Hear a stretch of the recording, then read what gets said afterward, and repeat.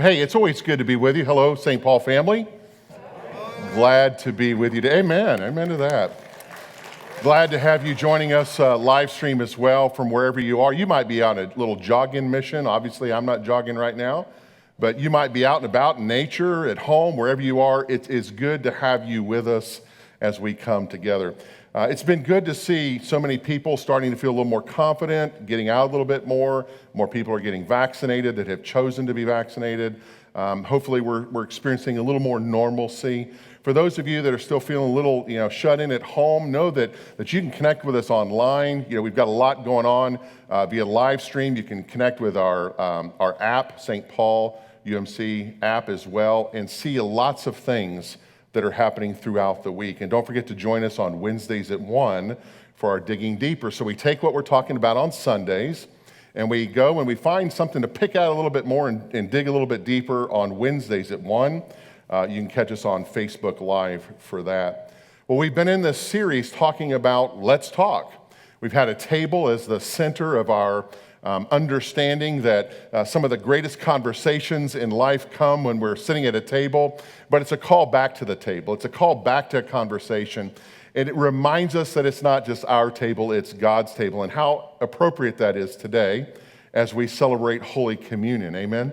And we come together to see that. So I have the pleasure of ending our series with one about the tough questions. Now, we've been talking about different kinds of things. Last week, Pastor Pam talked about how we get out of the bubbles and how we make sure that all people are invited to the table and get out of our safety net and make sure that we're integrating and acting with other people that we don't even know, people that are outside of our little circles.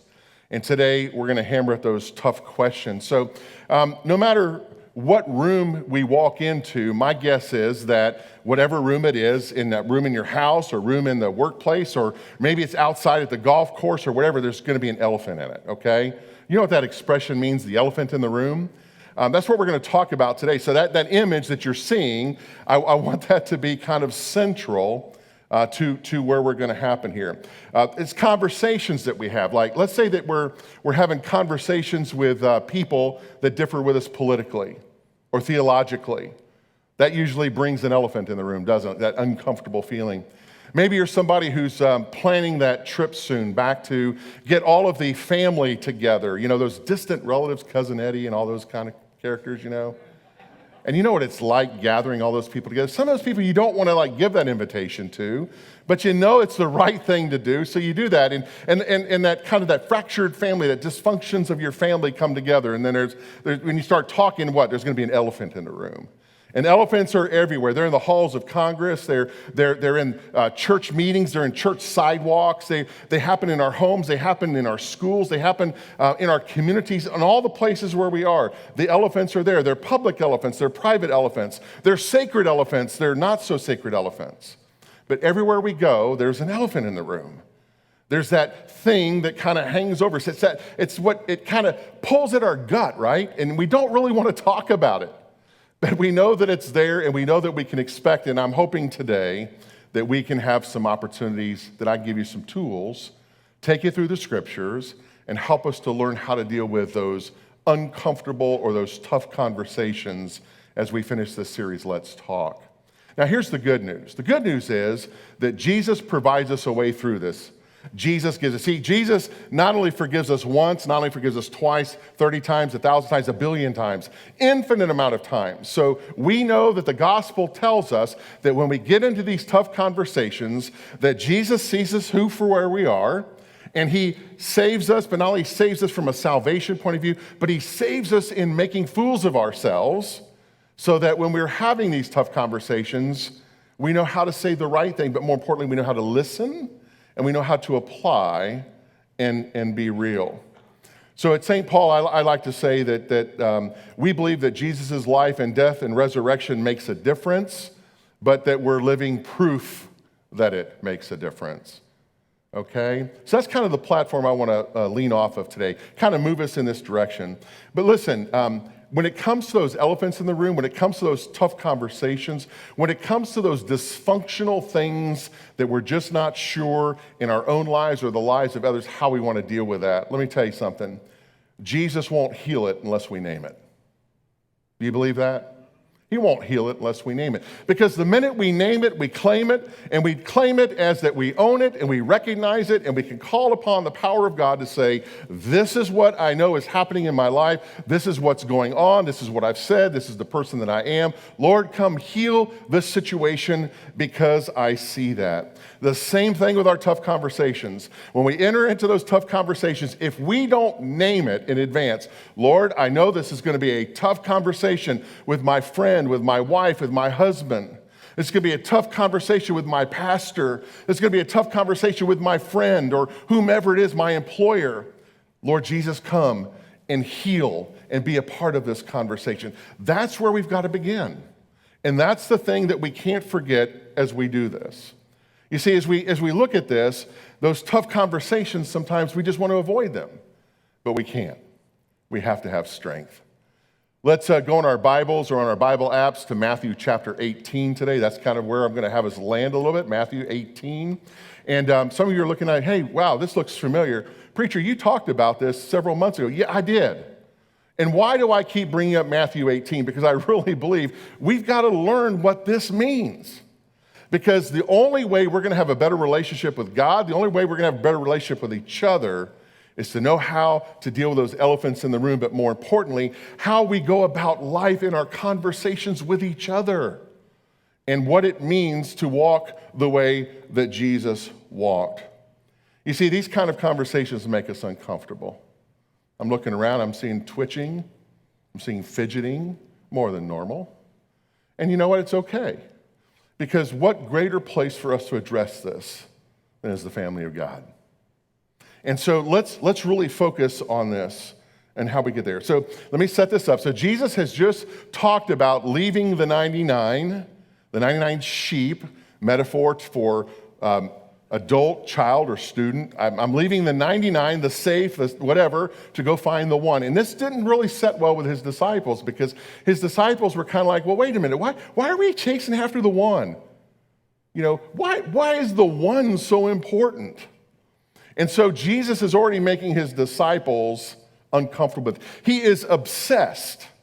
I can't find a better word, but obsessed of finding the one, and it really irks his disciples, and they're not really happy. But listen, here's what Jesus is saying. He's saying to his disciples then, and he's telling us as his disciples today, if you're going to walk with me, you're going to meet people that you don't like, you're going to meet people you don't get along with, you're going to meet people that are different than you, and life's going to be messy, and there's going to be elephants in the room. And so if you're going to walk with me, you've got to acknowledge the messiness of life, and I'm going to show you how, Jesus said, to get through this. So Jesus taught his disciples this pathway.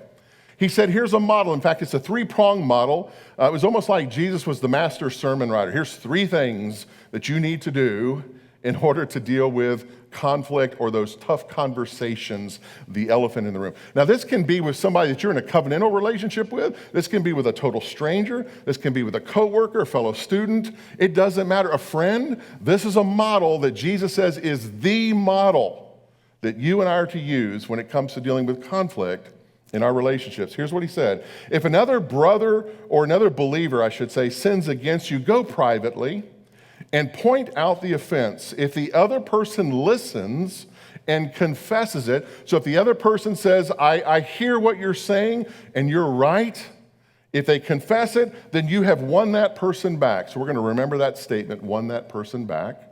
He goes on to say, but if you are unsuccessful, take one or two others with you and go back again, so that everything that you say may be confirmed by 2 or 3 witnesses. If the person still refuses to listen, take your case to the church. Then if he or she won't accept the church's decision, treat that person as a pagan or a corrupt tax collector. What's Jesus saying? He says the first thing you got to do is name the elephant. You've got to name what it is. Now listen, sometimes that's not easy to do. Sometimes we get a little fidgety. Sometimes we're pleasers. There's a lot more pleasers than we think in the world. And so we want to please somebody. So we're not really sure. We want to tell the truth. We want to kind of sweep it under the rug. The difference between being a peacekeeper and a peacemaker, remember? Sweep it under the rug, ignore it. It's not there. Just don't deal with it. But yet Jesus says we need to name the elephant. Now, I hope you joined Pastor Pam this last Wednesday at 1 Digging Deeper, because she talked about John chapter 4. She talked about the woman at the well. If you didn't catch that, go back and check it. Wednesday at 1 was phenomenal this past week. She talked about the woman at the well. So here Jesus meets this woman at the well, and it's an interesting combination. It's an interesting situation. You see, in the first century, women did not speak to men publicly unless it was their husband. Jesus meets this Samaritan woman at the well, and they have this conversation. You know, she's talking about water and all, and Jesus asks for a drink, and this whole conversation goes, but then Jesus names the elephant in the room. Here's what he says to her. He recognizes that relationship-wise, that she's out of whack, that she is not in right relationship in the earth or with God. And he names it. And he loves her enough that he names it. Here's what he says. He says, you don't have a husband, for you've had 5 husbands, and you aren't even married to the man that you're living with now. You see, there's a lot of things wrong in her relationship right now. And Jesus said, you certainly spoke the truth. Because now he got the woman to say it. He got the woman to name it, because she engages in this conversation relationally. And Jesus says, exactly, you're right. You've named it.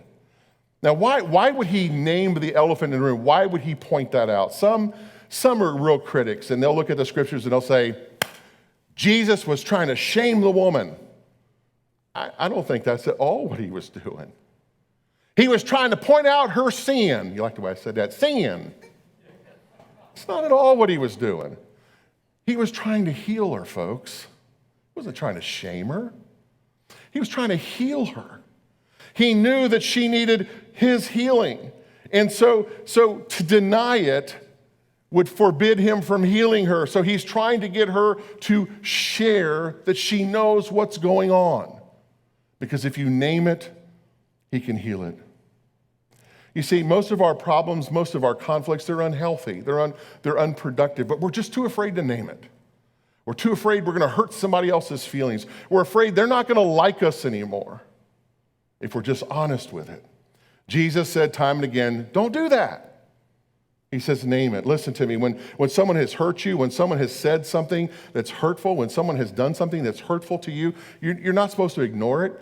In fact, what Jesus says to us is he says, you're supposed to deal with it. We're not supposed to go on Facebook and tell the world about it. We're not supposed to start calling up all of our friends on the phone and texting them and telling them, look what so-and-so did to me, and can you believe this and all of that. That's not at all what Jesus said. Jesus says we must have faith and we must have courage to go to one another and work the things out. Did you catch that? Faith and courage. You see, what happens is, though, we choose to stew and spew about it. We want to like just gnaw on it like an old gristle to an old bad ribeye, one-bone steak with lots of bone marrow that Joe had this weekend. Right, Joe? But that was a good one, though, wasn't it? Okay. We just want to just gnaw on it, and we just want to hold on to this anger and angst and everything that is. But I love what he says. He says, don't spend a lot of time worrying and wondering about it. He says, go quickly. Go quickly and come before your brother or sister and share. Here's what the Apostle Paul said. Paul said, go ahead and be angry. So anger is okay. Some of us are taught we're not allowed to get angry. No. We're allowed to get angry, but James would say, don't let our anger become sin. It's a big difference. He says, you will do well to be angry, but don't use your anger, Paul says, as fuel for revenge. Now that's the sin. I'm going to be angry and use it to get against you and bring about some revenge. And don't stay angry. I love that. Don't stay angry, Paul says. Don't go to bed angry. Don't give the devil that kind of foothold in your life. Wow. You ever just kind of like been upset at somebody and you just kind of like all day long, maybe a week, and what's it accomplishing? Nothing. But what Paul says when we do that, the devil, the great deceiver, the great one of evil gets a foothold, not just in our life, but in our heart. And what happens when the devil gets a hold of our heart? Oh my gosh. It destroys us. Jesus said, don't do it. So what are we supposed to do then? He says we're supposed to talk about it and all that. We're supposed to connect and then correct. Connect first, then correct. So what Jesus is saying is the most important thing is the relationship. The second thing is the situation.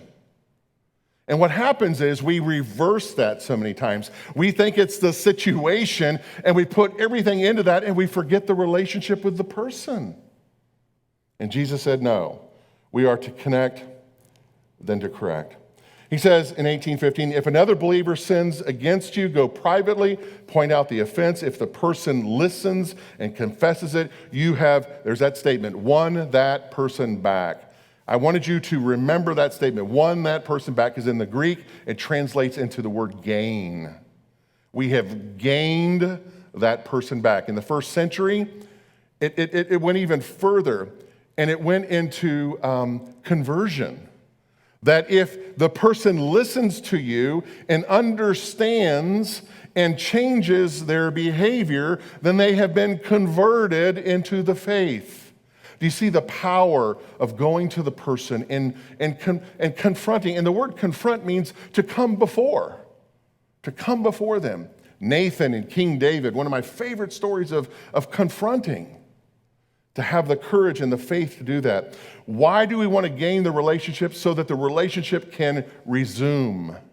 The relationship that is fractured can be put back together. The relationship that we thought was lost is now found. And the good that can come with us. Jesus was serious about this. But here's the challenge today. We live in a digital world, right? We do things digitally today. We fire off emails, text messages, tweets, Instagrams. We're constantly in that kind of mode, Facebooking. We're in a digital world, and we don't think twice about becoming keyboard crusaders, do we? We just fire off words that just trash and cut the knees off of folk right and left, and it doesn't even matter. We've lost the art. There it is, Doc, the art of relationships. And Jesus says there's a way to do this. We need to connect and then correct. So what happens if let's say Pastor Pam and I are out of whack. What happens if I go to her and she doesn't change her way because of something that I know is not right for her?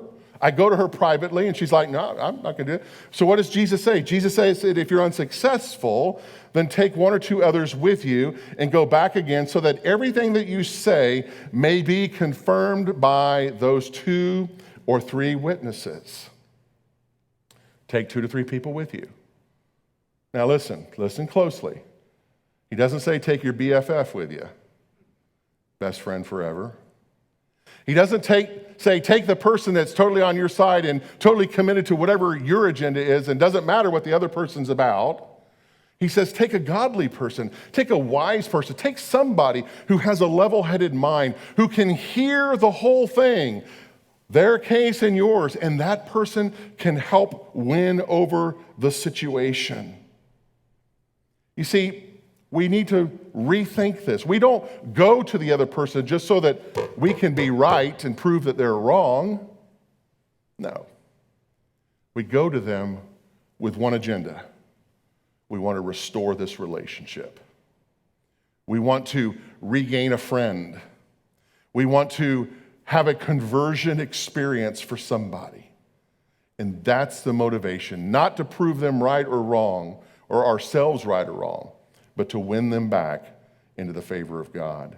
Bring 2 to 3 witnesses. Why does Jesus say that? Well, it goes back to the old laws of Moses and Deuteronomy. And what Deuteronomy said was that you couldn't just take somebody to trial or confront somebody in public with just one witness. In fact, what it says, you must not convict anyone of a crime, it says in Deuteronomy 19, on the testimony of only one witness.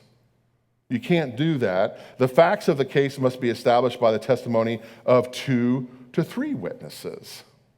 Connecting and then correcting isn't about he said or she said. It's about restoration. It's about regaining. It's about rebuilding. And it's about placing together that relationship. So we go privately. That doesn't work. We take 2 to 3 godly people with us, not people who will tout solely our agenda. That doesn't work. Then what? It says, if the person still refuses to listen, take your case to the church. Now, some people look at that and go like, finally, I can bring this person before hundreds and hundreds of persons and shame them in public. The scripture says that. And listen, there are people who take the scriptures and use it as a bully weapon. That's not at all what Jesus is saying here. Let's make sure we get this right. He says, then if he or she won't accept the church's decision, treat that person as a pagan or a corrupt tax collector. Wow. All right, now Jesus is putting some biting language in here. Wow, Jesus said that? It's almost like, my mother-in-law, when she would cuss, she'd say fat. Jesus is cussing. He's saying pagan and corrupt tax collector. What does all this mean? What's he saying this? He's not saying take it before the whole church of hundreds of people. See, we have to remember, when Jesus spoke these words, what was the church? It's probably 8 to 10 people in a house, wasn't it? It's a house church. So when he says take it before the church, what he's really doing is he's showing us the intimacy of pure community. He's saying 8 to 10 people who are doing life together, like our source groups. 8 to 10 people who are doing life together. Bring that person before those 8 to 10 who love that person, who want nothing but what's good for that person, and let them be the ones who are involved here. Jesus isn't shaming. He's not, exposing. What he's trying to do is to bring healing to the relationship. So now what about this tax collector pagan stuff? I mean, didn't Jesus hang out with tax collectors? Pastor Pam broached on that a little bit this past time as well. Yeah, he did. And it's interesting, Matthew, who's the writer of this gospel, is actually a tax collector, and Jesus is talking about all these things. Here's what I don't think. I don't think what he's saying when he says about tax collectors and pagans, I don't think he's saying kick people out of the church. That'd be so anti-grace, right?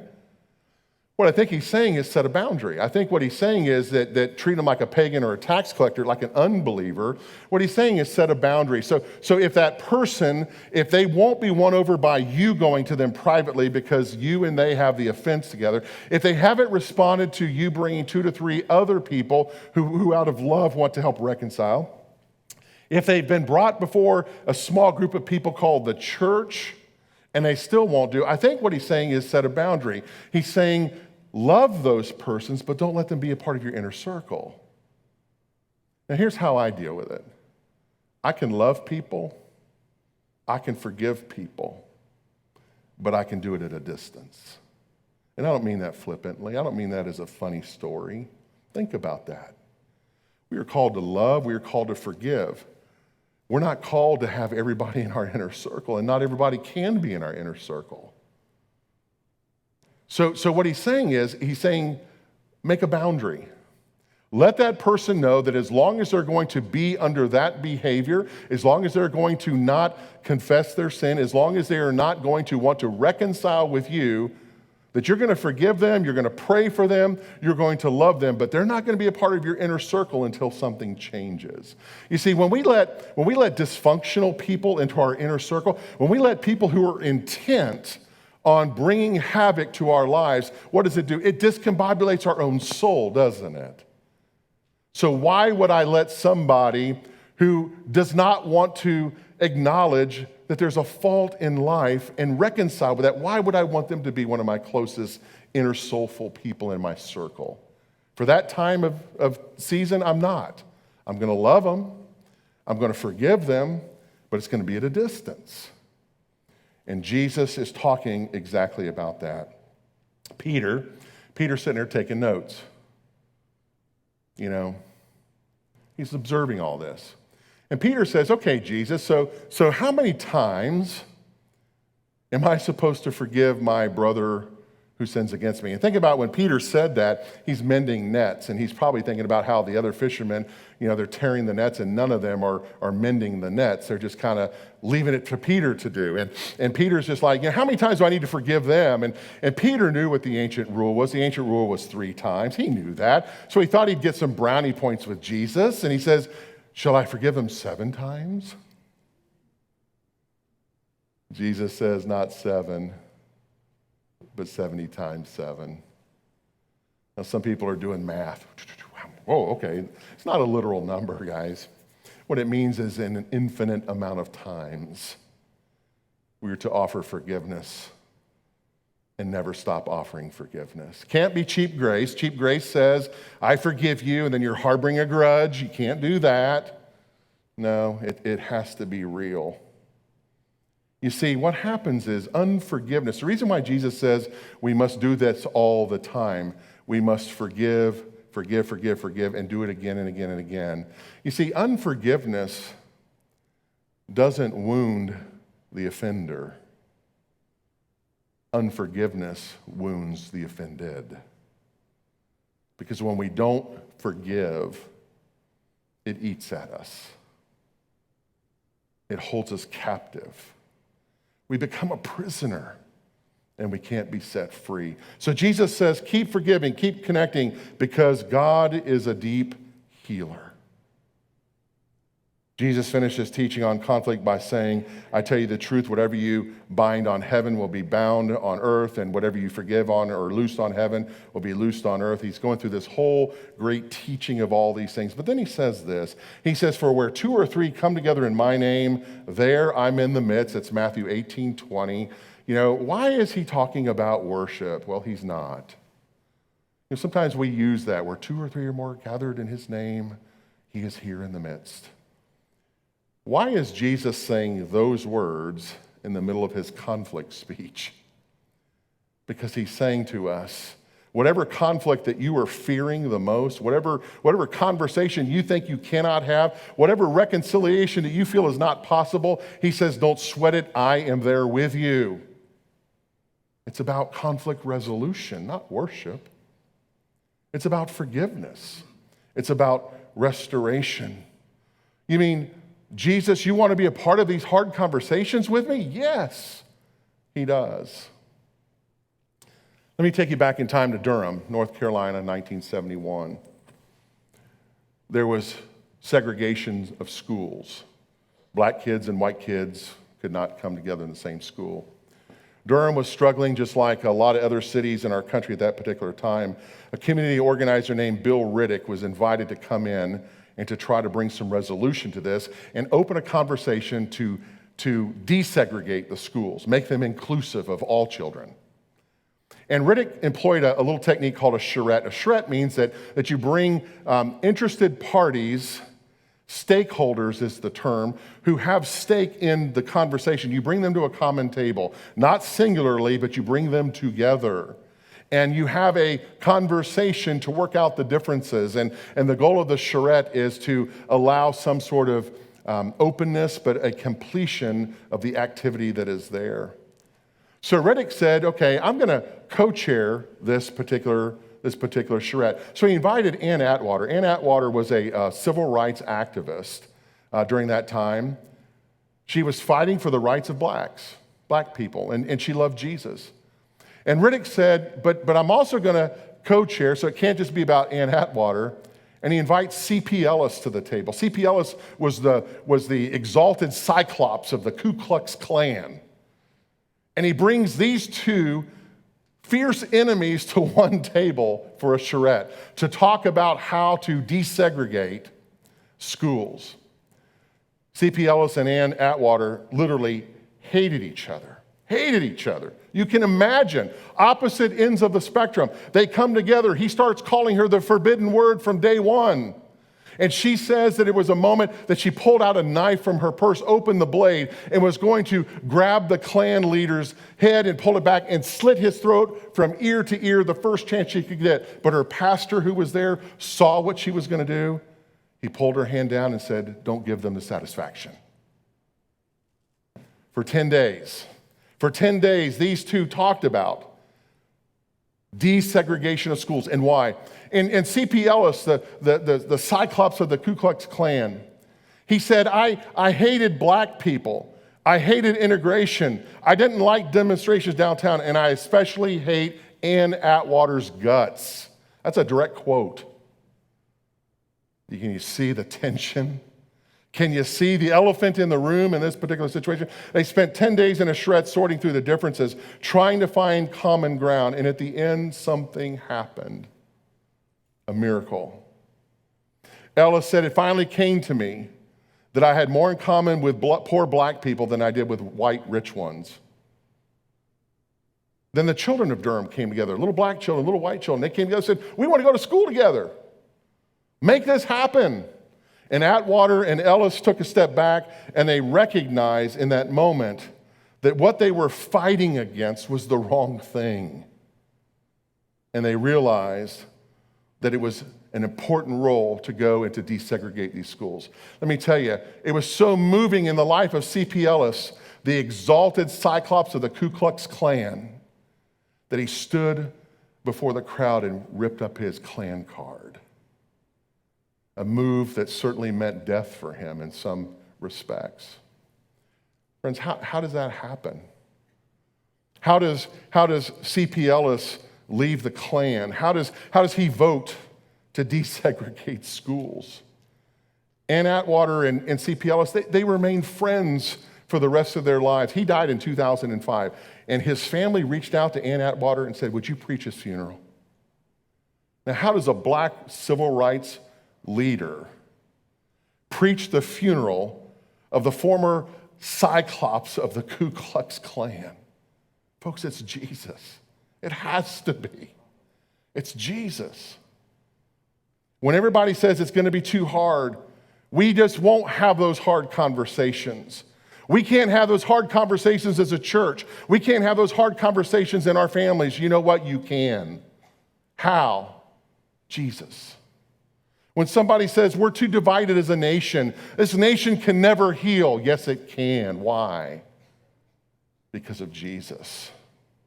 When I know that there's folks in our church that are Republicans, that are Democrats, and all in between, and I see us working together for the common good of this community, it only happens because of Jesus. Imagine a world where there's brown people and black people and white people and gay people and straight people, all people working together for the common good. Jesus said, thy kingdom come, thy will be done on earth as it is in heaven. Folks, that's not just some nice little prayer that he generated and said, here, pray this. That's God's vision for this world. And the only way it's going to happen, because 2 or 3 are gathered in the midst, and he's there. He's working the conflict, and he's making it happen. And it's resolved. It's Jesus.